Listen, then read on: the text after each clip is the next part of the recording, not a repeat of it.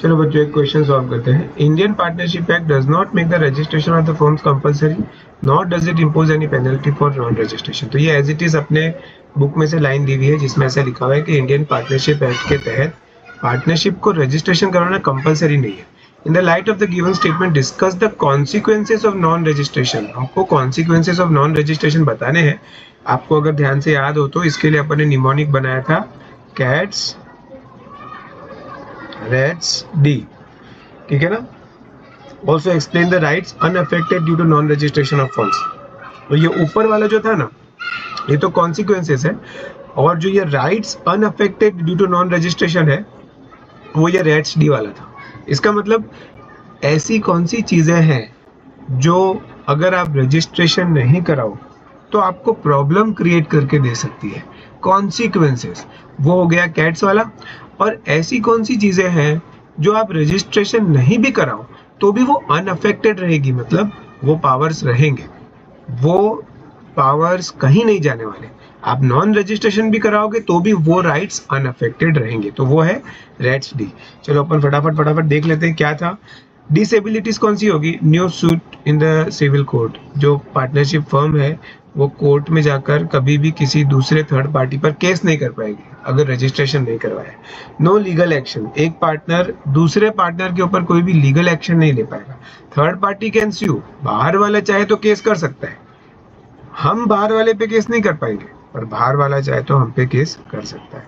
No set of claim, मतलब कि suppose करो मेरा 1000 रुपया फर्म को देना बाकी है पर मेरा 200 रुपया फर्म से लेना भी बाकी था, तो मैं ऐसा नहीं बोल सकता कि मैं 800 रुपये दे दूंगा, मैं सेट ऑफ नहीं कर सकता, मेरे को पूरा 1000 रुपया देना पड़ेगा, ठीक है। तो ये तो हो गया डिसेबिलिटीज, CATS कैट्स।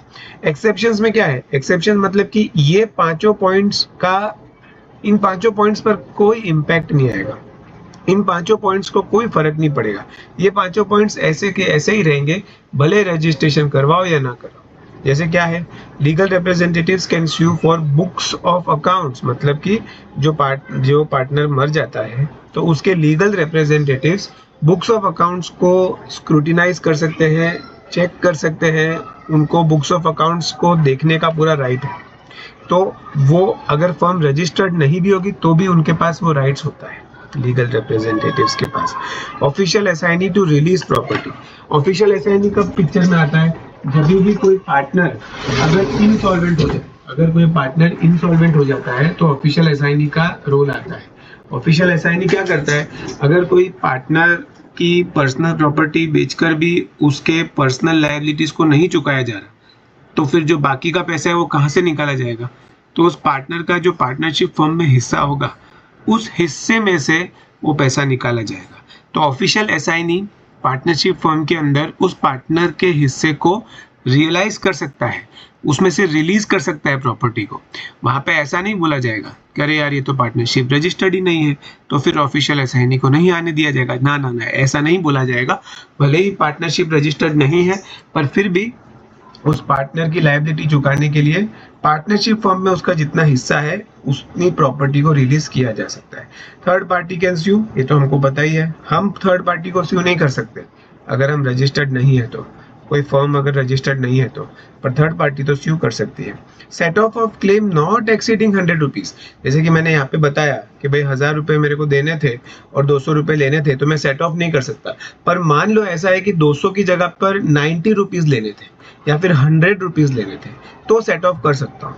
मतलब अगर सपोज करो मेरे को 1000 रुपये फर्म को देने थे और मुझे फर्म से 100 रुपये लेने थे तो मैं ऐसा बोल दूंगा कि सर मैं आपको 900 रुपये दे दूंगा, ये सेट ऑफ चलेगा।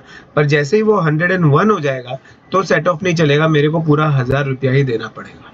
अगर मैं नॉन रजिस्टर्ड फर्म के अंदर हूँ तो नॉन रजिस्टर्ड फर्म में सेट ऑफ अलाउड नहीं है, पर 100 रुपये तक का सेट ऑफ अलाउड है, ठीक है। Right of dissolution of firm, मतलब कि इन शॉर्ट एक तरह से देखा जाए तो अगर कोई भी पार्टनर अगर कुछ गलत काम कर रहा है अगर सपोज करो कोई भी काम ठीक से नहीं हो रहा है, जैसे कोई ब्रीच ऑफ एग्रीमेंट हो गया, डिसोल्यूशन ऑफ फर्म क्यों कर सकते हैं? डिसोल्यूशन ऑफ फर्म का मतलब सीधा सीधा है फर्म को बंद करना। तो सपोज करो कोई ब्रीच ऑफ कॉन्ट्रैक्ट हुआ है, ब्रीच ऑफ कॉन्ट्रैक्ट का क्या मतलब हुआ? जो पार्टनर्स के बीच में एग्रीमेंट होता है उसको क्या बोलते हैं? Partnership deed.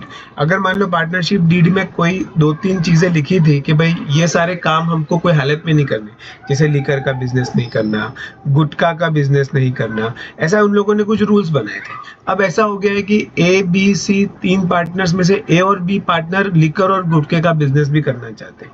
तो जो सी पार्टनर है ना, वो चाहे तो फर्म को डिसॉल्व भी करवा सकता है। वो ये बोलेगा कि यहाँ पे ब्रीच ऑफ कॉन्ट्रैक्ट हो रहा है, पार्टनरशिप डीड में जो बातें लिखी है उसके अगेंस्ट बातें जा रही है, तो पार्टनरशिप फर्म को डिसॉल्व कर दिया जाए। उस समय ऐसा नहीं बोला जाएगा अरे कैसे डिसॉल्व कराएं, ये तो फर्म रजिस्टर्ड ही नहीं है, ऐसी सब बातें नहीं होंगी। तो इसके लिए क्या निमोनिक बनेगा? RATS और D। तो ये कैट्स वाला बन जाएगा कॉन्सिक्वेंसेस और रैट्स वाला बन जाएगा राइट्स अनअफेक्टेड। ठीक है ना?